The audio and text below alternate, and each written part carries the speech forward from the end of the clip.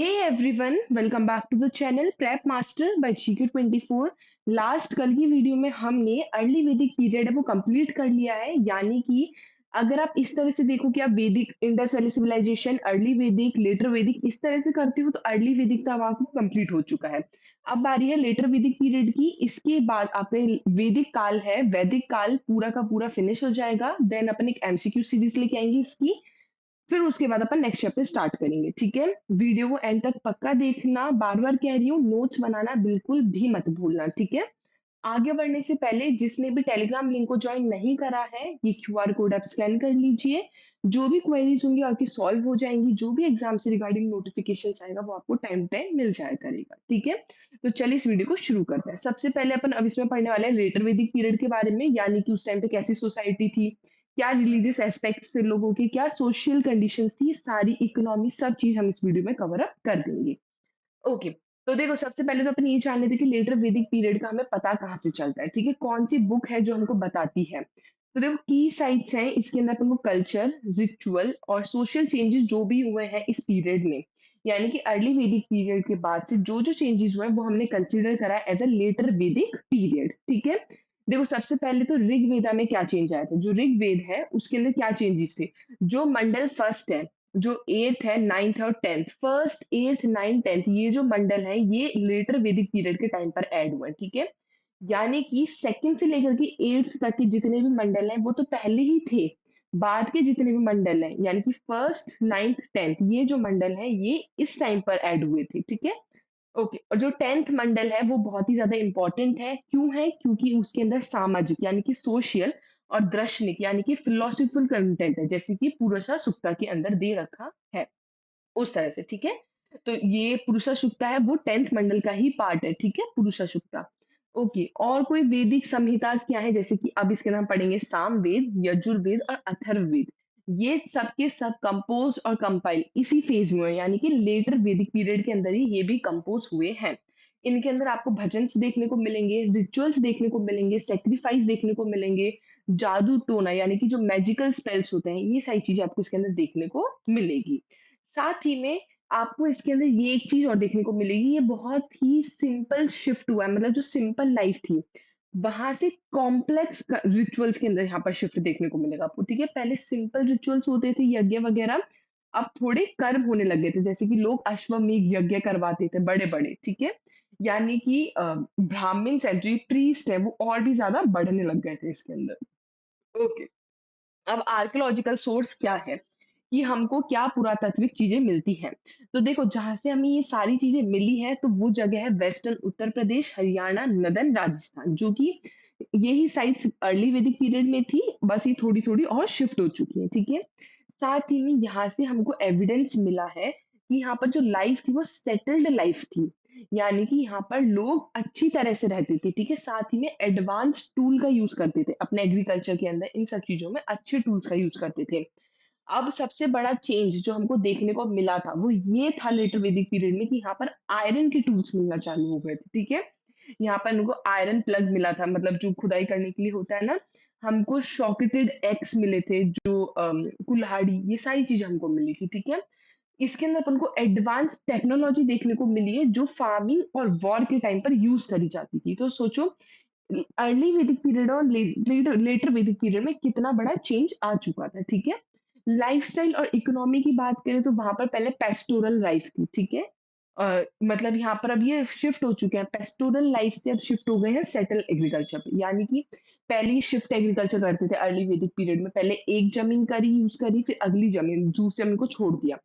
अब यहाँ पर ये सेटल्ड एग्रीकल्चर पे आ गया, मतलब कि एक ही जमीन पे कर रहे हैं, ठीक है?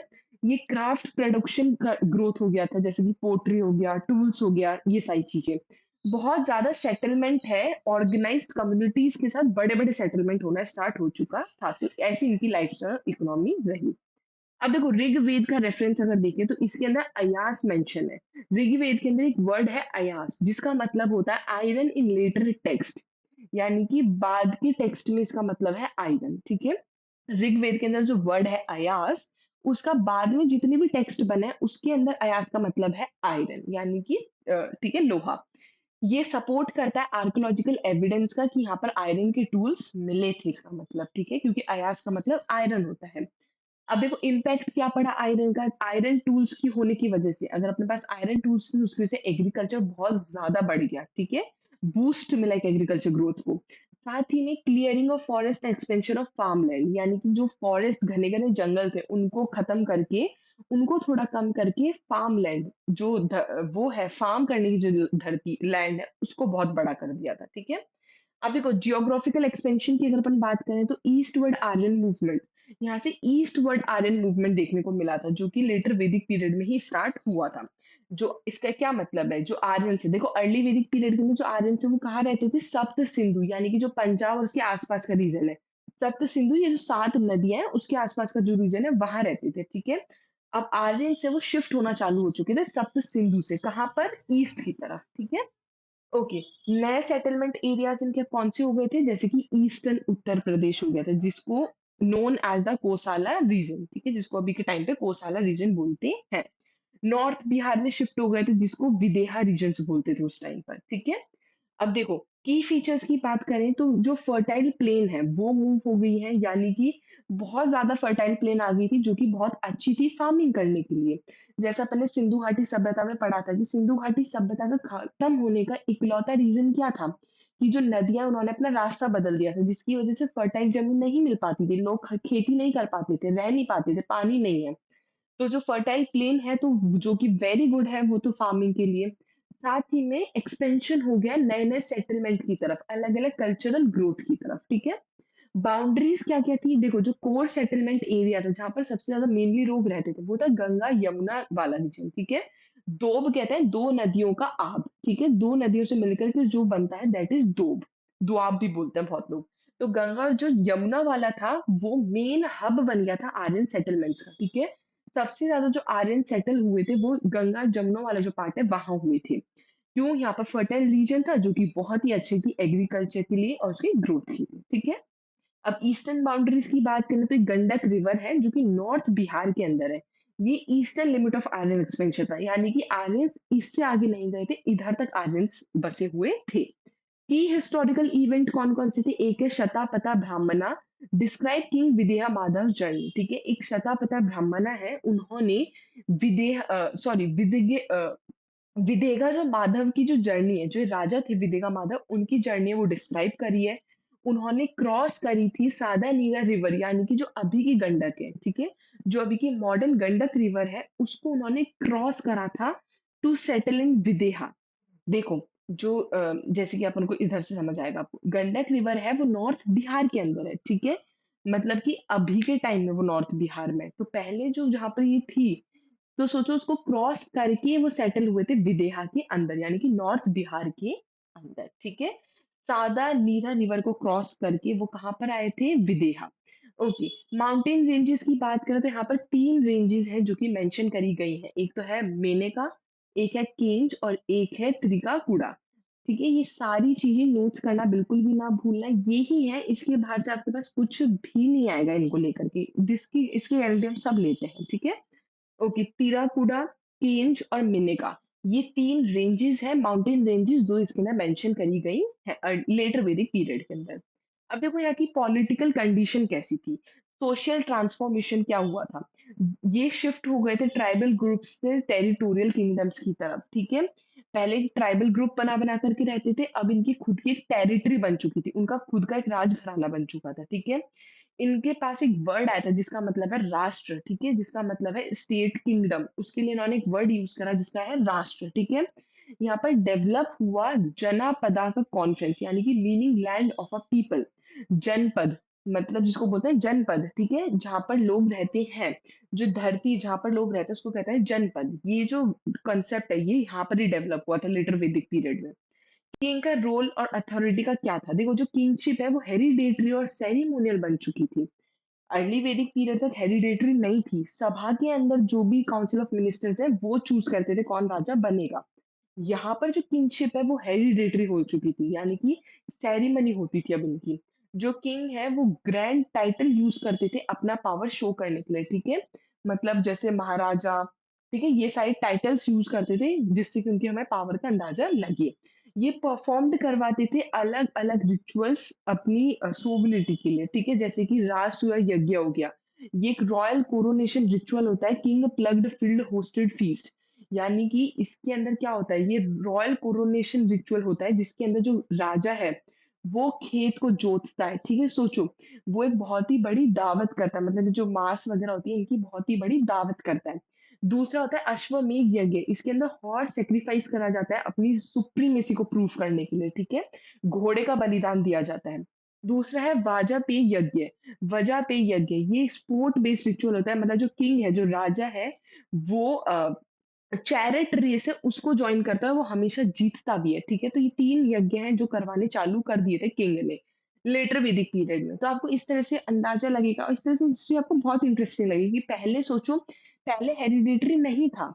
लेटर वैदिक पीरियड में हेरिडिटरी होने लग गया, मतलब राजा का बेटा राजा, ये वाली चीज़, ठीक है? अब देखो डिक्लाइन कैसी हुई, असेंबलीज़ थी, असेंबलीज़ कौन-कौन सी? सभा थी, समिति थी, ये खत्म होना चालू हो गई थी। जो सभा और समिति है, उन्होंने अपनी पावर एकदम खत्म हो गई, उनकी पावर लेटिक वैदिक पीरियड आते-आते, क्योंकि पहले तो सभा के जो लोग हैं वही राजा चुनते थे, अब तो हेरिडेटरी हो गया, तो इनकी जो पावर है वो एकदम खत्म हो गई थी। जैसे जो विधाता थे, ठीक है? उनका लेटर वैदिक टेक्स्ट के अंदर कोई भी मेंशन नहीं है विधाता के बारे में, ठीक है? इसका मतलब ये है कि पूरी तरह से खत्म हो गए थे। अथर्ववेद जो रेफरेंस है, उसके अंदर लिखा है सभा और समिति का एज़ डॉटर ऑफ प्रजापति।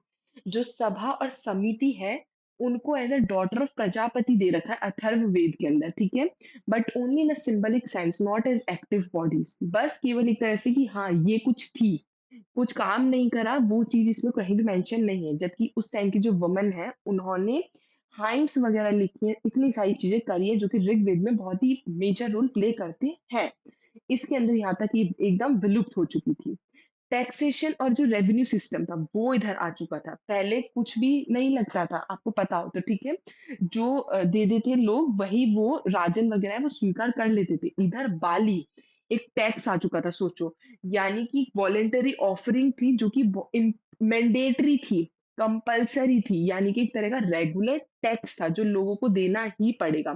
पहले जो चीज़ थी वो रेगुलर मैंडेटरी कुछ भी नहीं था, लोग अपनी इच्छा से देते थे। अर्ली वैदिक पीरियड तक, लेटर वैदिक पीरियड में आने के बाद ये चीज़ें एकदम कंपल्सरी हो गई। अगर कोई चीज़ कंपल्सरी हो गई, इसका मतलब वो रेगुलर हो चुकी है, ठीक है? एक टैक्स था भागा, जिसके अंदर जो किंग्स हैं वो डिमांड करने लग गए थे fixed share to produce of wealth. मतलब वो जितना कमाते हैं, जैसे मान के चलो आप 10% कमा रहे हो, तो उसका 2% आपको राजा को देना ही देना है, तो वो फिक्स्ड कर दी थी, ठीक है? जितना वो प्रोड्यूस करेंगे, उसका 2% आपको राजा को देना पड़ेगा, इस तरह से। 2% नहीं करा था, मैं आपको असम्पशन लगा के बता रही हूँ, ठीक है? कि जो राजा है, उसने एक फिक्स्ड शेयर डिमांड कर दिया था। दूसरा था शुल्का, शुल्क भी बोल सकते हो आप, additional lives imposed on as a regular source of royal income. इसका क्या मतलब है कि जो रॉयल इनकम के लिए, अगर आपको ऐसा लग रहा है कि रॉयल इनकम थोड़ी कम हो रही है, तो और एडिशनल टैक्स लगा दो। तो ये 3 टैक्सेस जो लगा दिए गए थे, रेवेन्यू सिस्टम स्टार्ट हो चुका था लेटर वैदिक पीरियड के अंदर। तो आप समझ सकते हो कि बाद में कंटिन्यू कितना रहा होगा अभी ये, ठीक है? आगे आगे टाइम में। आर्मी और एडमिनिस्ट्रेशन की बात करें तो डेवलपमेंट हो चुका था आर्मी का। सोचो, पहले आर्मी नहीं थी। पहले कोई भी लड़ाई झगड़े होते थे, तो जो ट्राइब पीपल हैं, वो इकट्ठे हो जाते थे वॉर के लिए, ठीक है? उसके अलावा कोई भी रेगुलर, कोई भी फिक्स्ड, कोई भी परमानेंट आर्मी नहीं थी, अर्ली वैदिक पीरियड में। लेकिन लेटर वैदिक पीरियड के अंदर एक परमानेंट आर्मी सिस्टम है, वो शेप देना स्टार्ट हो चुका था, वो स्टार्ट हो चुका था, ठीक है? जिससे कि डिफेंस सिस्टम है वो बहुत स्ट्रॉन्ग हो चुका था और कंट्रोल हो गया था अपनी-अपनी टेरिटरीज़ पे, ठीक है? अपने-अपने इलाके के ऊपर। Rise of official and warriors, ठीक है? राजन्य जिसको बोलते हैं, यानी कि वॉरियर एंड नोबल्स, ये और ज़्यादा पावरफुल क्लास बन चुकी थी। अब इसका क्या मतलब, पहले पावरफुल क्लास कौन-सी थी? ब्राह्मणास थी, ठीक है? जो प्रीस्ट थे, पुरोहित थे। अब पावर वाली क्लास कौन-सी हो गई है? राजन्य, ठीक है? ये एडमिनिस्ट्रेशन और मिलिट्री के अंदर बहुत ही इम्पोर्टेंट रोल प्ले करते थे। अब जो ब्राह्मण का स्टेटस है, उसने और ज़्यादा सोचो स्टेटस हाई कर लिया। मतलब ये राजा के जितना स्टेटस हाई हो गया था ब्राह्मण का, जो ये यज्ञ वगैरह करवाते थे। देयर रोल इन परफॉर्मिंग यज्ञ and ritual boosted there authority, ठीक है? ये जो यज्ञ और रिचुअल्स वगैरह कराते थे, इन्हीं की वजह से इनका जो रोल है, इनकी जो परफॉर्मिंग की वजह से इनका जो रोल है, वो और भी ज़्यादा बढ़ गया था। अब देखो सोशल लाइफ कैसी थी इनकी, स्ट्रक्चर्ड सोसाइटी थी एकदम, जैसे कि अपन को पहले ही पता चल गया कि यहाँ पर वेल ऑर्गेनाइज्ड सोसाइटी देखने को मिली है। जो सोसाइटी है वो और ज़्यादा टर्नओवर ले चुकी है ऑर्गेनाइज्ड और स्ट्रिक्ट की तरफ कि भाई ये चीज़ खराब है तो ये चीज़ का तुमको पनिशमेंट मिलेगा, मिलेगा। क्लियर सोशल डिवीजन देखने को मिल गया बर्थ इमर्ज्ड के ऊपर। पहले अर्ली वैदिक पीरियड तक बच्चा पैदा हो रहा है उससे फ़र्क नहीं पड़ता, उसमें क्या एबिलिटी है उसकी वज़ह से उनको काम मिलेगा। लेकिन अब यहाँ पर जो बच्चा जिस उसमें पैदा होगा उसी तरह से सोशल डिवीजन कर दिया जाएगा। कोई क्षत्रिय में तो वो क्षत्रिय में जाएगा, वैश्य वैश्य में। तो इस तरह से डिवीजन करना चालू हो चुका था। फैमिली स्ट्रक्चर क्या था? जो फैमिलीज़ थी वो जॉइंट रही थी, पैट्रियार्कल रही थी। जैसे पहले थी वैसी अभी थी, ठीक है? पैट्रियार्कल यानी कि जो फादर है उनका सबसे ज़्यादा मेन रोल था, बड़े थे वो। टिपिकली 3 से 4 जनरेशन से वो एक साथ रहना स्टार्ट कर दी थी रहती थी, ठीक है? इसका मतलब ये है जॉइंट फैमिली मतलब 3 से 4 जनरेशन एक साथ रहती थी। अब यहाँ पर वर्ना सिस्टम कैसा था? जैसे 4 वर्णास हैं, अपन सबको पता है ब्राह्मण, जो प्रीस्ट और स्कॉलर्स थे, उनको बहुत ही ज़्यादा सुपीरियॉरिटी मिल चुकी थी। क्षत्रिय जो कि वॉरियर और रूलर्स थे, ये कंट्रोल आ चुका था इनका पॉलिटिकल और मिलिट्री पावर के ऊपर। जो वैश्य हैं, ये इकोनॉमिक एक्टिविटीज़ के में एंगेज रहते थे और जो शूद्र हैं, वो अपनी हायरार्की में सबसे ज़्यादा छोटे थे। अपनी इनकी जो हायरार्की है, उसमें सबसे ज़्यादा लो पे जो आते थे, वो थे शूद्र, ठीक है? जो लेबर्स होते थे। Varna system became hereditary causing social inequality. अब जो वर्ना सिस्टम है वो भी हेरिडेटरी होगा। वर्ना सिस्टम हेरिडेटरी होगा तभी तो बर्थ की वजह से ये चीज हो रही है कि बच्चा जिस उसमें पैदा हो रहा है वो उसी का काम करेगा। अब भाई सिंपल सी चीज है, पहले बच्चा केवल पैदा होता था तो वो जिसको जो काम आता है, अगर उसको मिलिट्री का काम आएगा तो मिलिट्री में जाएगा, उसको पुरोहित का काम आएगा तो पुरोहित में जाएगा। लेकिन अब बच्चा जैसे क्षत्रिय का बच्चा है तो क्षत्रिय ही बनेगा। अब अगर ऐसे हो गया तो सोचो जो शूद्र है, जो मिडिल जो सबसे लोएस्ट क्लास के हैं, अब तो इनमें सोशल इनइक्वालिटी चालू हो जाएगी। जो बड़े हैं, जो ब्राह्मण्स हैं, जो पुरोहित हैं, वो तो इनमें अब भेदभाव करेंगे ही करेंगे ना। तो ये चीज़ स्टार्ट हो चुकी थी। स्टेटस ऑफ वुमेन कैसा था? जो वुमेन की पोजीशन है वो सोसाइटी में कमज़ोर पड़ गई थी, जबकि अर्ली वैदिक पीरियड में वुमेन की रिस्पेक्ट होती थी बहुत ज़्यादा। इनका असेंबलीज़ में, डिसीजन मेकिंग प्रोसेस में बहुत ही कम इन्वॉल्वमेंट होने लग गया था। यानी कि इनसे कोई नहीं पूछता था इस टाइम तक, ठीक है? परसेप्शन कैसा था वुमेन का? जो अथर्ववेद है वो डिस्क्राइब करता है डॉटर को as a source of sorrow. सोच सकते हो आप? मतलब जहाँ पर अर्ली वैदिक पीरियड, जबकि इतना कोई गैप भी नहीं है, कंटिन्यू चलता आ रहा है। अर्ली वैदिक पीरियड के अंदर वुमेन को as a source of respect माना जाता था, ठीक है? यहाँ पर आते आते वुमेन को as a source of sorrow, दुखी का कारण बोलने लगे। अगर बेटी पैदा हुई है तो इसका मतलब दुखी है, ठीक है? मतलब नेगेटिव व्यूज रिफ्लेक्ट होना स्टार्ट कर दिए थे वुमेन के लिए। मैरिज प्रैक्टिसेस कैसी थी? वैसे तो मोनोगेमस मैरिज थी यहाँ पर अभी भी, यानी कि सिंगल मैरिज होती थी, लेकिन जो बड़े बड़े हैं एलाइट क्लास के लोग हैं वो एक से ज्यादा मैरिज करते थे, यानी कि पॉलीगैमी उनके लिए होती थी। विडो रीमैरिज है और नियोग है वो अभी भी यहाँ पर होता है, जैसे अर्ली वैदिक पीरियड में होता था वो अभी भी यहाँ पर था। वुमेन क्या-क्या चीज़ें सीख सकती थी। देखो नोटेबल एग्ज़ाम्पल जैसे गार्गी और मैत्रेय हैं, ये मेंशन करी गई है किसमें? उपनिषद है, ठीक है? उसके अंदर मेंशन करा है कि इनका स्कॉलरली कंट्रीब्यूशन था। चाइल्ड मैरिज की बात करें तो अभी तक चाइल्ड मैरिज का कोई भी रेफरेंस नहीं दिखा था। इसका मतलब ये है कि suggestion it was not common, मतलब कि ये 1-2 हो जाती होगी मुश्किल से, पर नहीं होती थी एक तरह से। फैमिली और सोशल कस्टम कैसा था? पहले पहले सोशल इक्वालिटी नहीं होती थी। पहले बर्थ के बेसिस पे सोशली नहीं डिवीज़न करा जाता था। लेकिन अब यहाँ पर गोत्र सिस्टम आने लगेगा। बच्चे उसमें पैदा होंगे तो गोत्र भी स्टार्ट हो गया था, ठीक है? यानी कि हेरिडेटरी सिस्टम, ठीक है? कॉमन एंसेस्टर, मतलब तुम्हारे माता-पिता अगर एंसेस्टर्स तुम्हारे दादा-दादी या तुम्हारे नाना-नानी ऐसे एंसेस्टर थे, तो अब तुम भी वही एंसेस्टर आई मीन क्षत्रिय थे, तुम अभी भी वही हो, ठीक है? Marriage within the same gotra was prohibited to maintain social orders. मतलब जो मैरिज है, एक सेम गोत्र के अंदर शादी करवाना एकदम मना कर दिया था, जिससे कि सोशल ऑर्डर मेंटेन करा जा सके, ठीक है? वर्ण आश्रम धर्म, ठीक है? यानी कि जो लाइफ है वो डिवाइड हो चुकी थी 4 स्टेजेस के अंदर, ठीक है? एक तो है ब्रह्मचार्य, यानी कि स्टूडेंट का फेज जिसके अंदर वो लर्निंग सीखता था, ठीक है?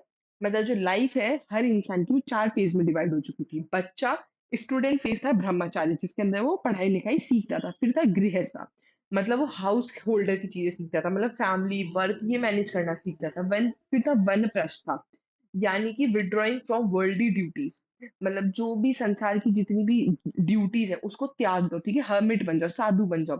फिर आता है संन्यास, मतलब ये बाद में ऐड हुई है, इसका ये मतलब है कंप्लीट डिटैचमेंट, मतलब कि हर एक चीज़ से मुक्ति लेना, ठीक है? सोशल स्ट्रक्चर कैसा था?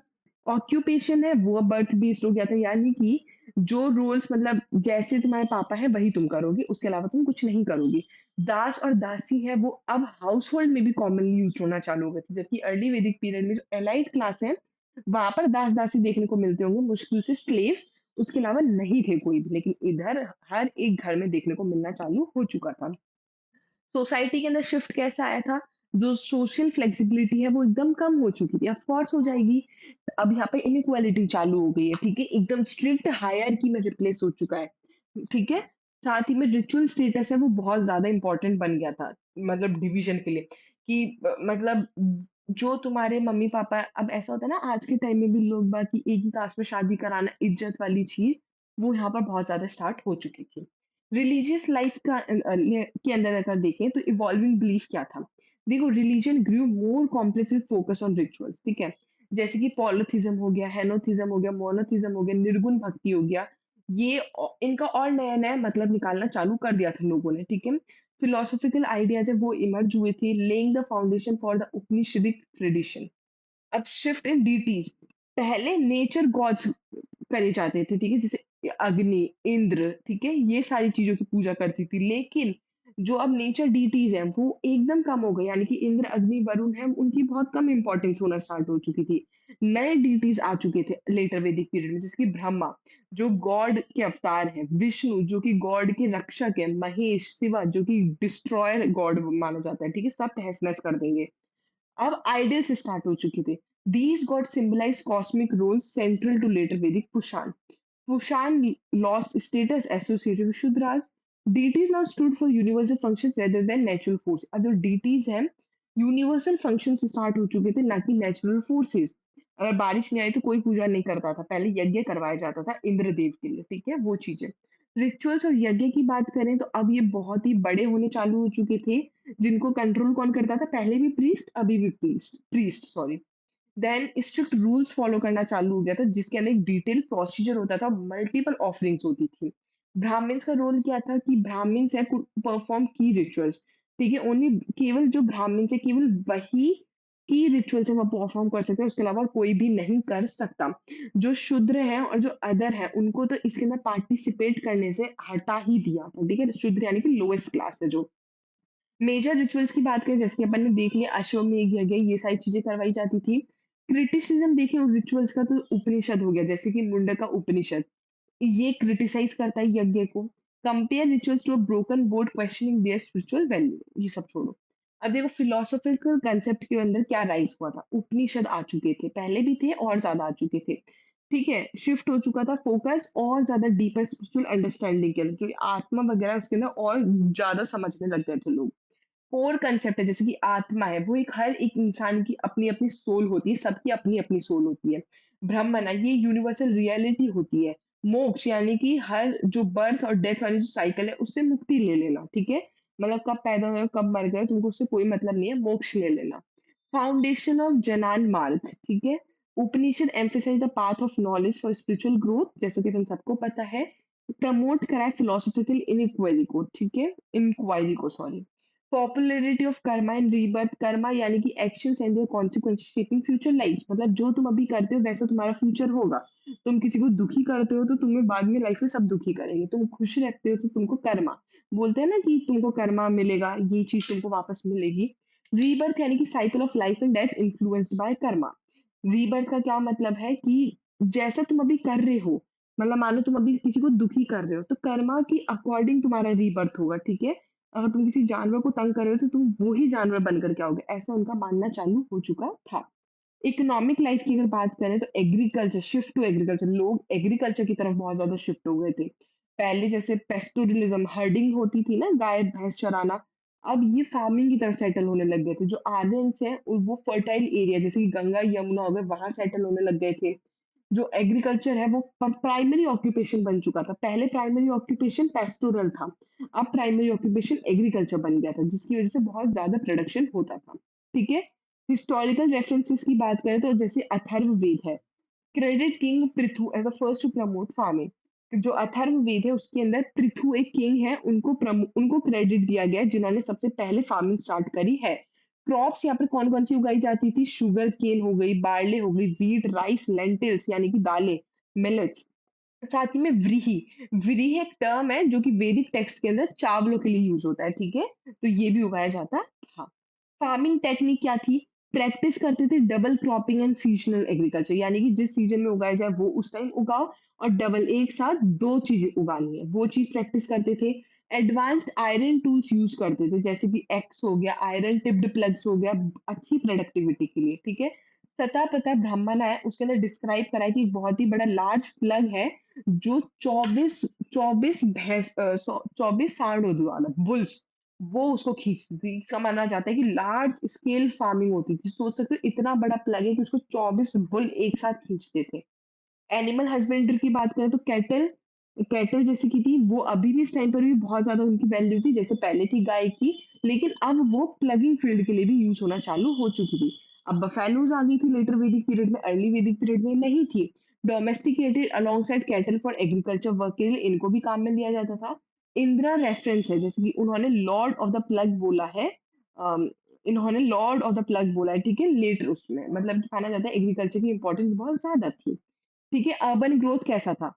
Surplus agriculture production led to the rise of urban life. इतना एग्रीकल्चर प्रोडक्शन होता था जिसकी वजह से लोग शिफ्ट होने लग गए थे अर्बन लाइफ के अंदर। सेटलमेंट है वो धीरे-धीरे छोटे टाउन से इकोनॉमिक स्टेबिलिटी के अंदर आ गई थी। मतलब उनकी जो इकोनॉमी है वो एक स्टेबल होने लग गई थी। स्पेशलाइज्ड इंडस्ट्रीज की बात करें तो की क्राफ्ट डेवलप क्लॉथ बनाया जाता था यानी कि टेक्सटाइल प्रोड्यूस करे जाते थे, लेदर का काम करा जाता था, ठीक है? मेटल का काम करा जाता था जिससे ऑर्नामेंट्स बनते थे, पोट्री बनाई जाती थी, ठीक है? क्ले वेसल्स बनाए जाते थे। यानी कि skilled craftsmens and traders from professional communities. देखो, ट्रेड एक्सपेंशन की बात करें तो जो ट्रेड है वो धीरे-धीरे बढ़ना चालू हो गया था, लेकिन कोई भी कॉइन सिस्टम अभी भी नहीं आया था। ना अर्ली वैदिक पीरियड में था, ना अभी था। बार्टर है वो अभी भी प्राइमरी मेथड रहा एक्सचेंज करने का। काव और निश्क, निश्क होता है गोल्ड ऑर्नामेंट, ठीक है? ये as a medium of exchange start हो गया था। काव तो अर्ली वैदिक में थी ही थी, लेकिन अब निश्क भी हो गया। निश्क भी थी अर्ली वैदिक में। इंटरनल ट्रेड रूट्स है वो कनेक्ट कर रहे थे एग्रीकल्चर एरियाज को इमर्जिंग टाउन से। तो ये सारी चीजें ट्रेड बढ़ने लग गया था। टैक्सेशन सिस्टम लगने चालू हो गए थे जैसे कि अपन थोड़ी देर पहले पढ़ा बाली भागा शुल्का। ये एकदम इंपॉर्टेंट मैंडेटरी कंपल्सरी हो चुके थे। रेगुलरली कलेक्टेड करे जाते थे फार्मर्स आर्टिशन जो क्ले वगैरह का काम करते थे। ठीक है, एक भागा लूका था ये यानी कि स्पेशल ऑफर होता था जो अपॉइंट करते थे टैक्स कलेक्शन के लिए। टैक्सेस फंडेड यज्ञ social royal event and supported officials. इनसे जो टैक्सेस है इनसे इनको फंड दिया जाता था। अब मेटल का यूजेज क्या था इसके अंदर? आयरन टेक्नोलॉजी इम्पैक्ट, ठीक है? इंट्रोड आयरन आने लग गया था अर्ली अर्ली वैदिक पीरियड में, तो आयरन का उनको पता ही नहीं था कुछ भी। यानी कि जो फार्मिंग और प्रोडक्शन है और भी ज्यादा एफिशिएंट हो गई थी, ठीक है? कॉमन आयरन जो आइटम्स मिले थे वो आयरन प्लग हो गया, एक्स हो गया, जिससे कि प्रोडक्टिविटी और ज्यादा इंप्रूव हो जाए। वेपन जैसे कि आयरन सॉर्ड हो गया, तलवारें हो गई, स्पीयर हो गया, जिस जो कि वॉर के अंदर बहुत ही ज्यादा काम आने लग गए थे। तो ये सारी चीजें थी जो कि लेटर वैदिक पीरियड में इतनी इतनी तरह से चेंज हो गई थी जिसके अंदर वुमेन का स्टेटस एकदम हट चुका था। ठीक है, जो नेचुरल डिटीज थे वो तो एकदम खत्म हो चुके थे। इतनी सारी चीजें जो डिक्लाइन हो चुकी थी, लोग का सेटलमेंट चेंज हो चुका था। तो ये सारी चीजें हैं जो लेटर वैदिक पीरियड के अंदर कंटिन्यू हुई थी, ठीक है, और जो हट चेंज हो गई थी। यहाँ पर आपका वैदिक पीरियड है वो वैदिक काल है वो पूरा का पूरा कंप्लीट होता है।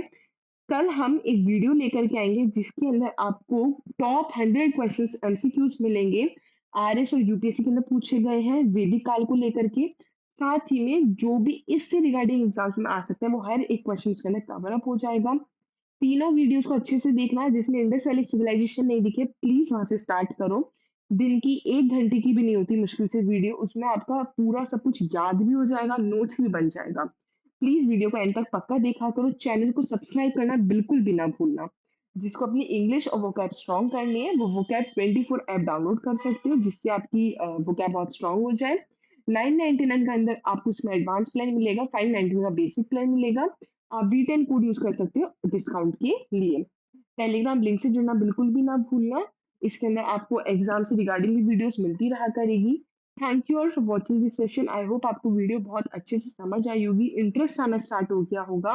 वीडियो को लाइक, शेयर और ज़्यादा से ज़्यादा कमेंट करना। Thank you for watching this session. Channel को सब्सक्राइब करना, बेल आइकन पे क्लिक करना बिल्कुल ना भूलना। Thank you.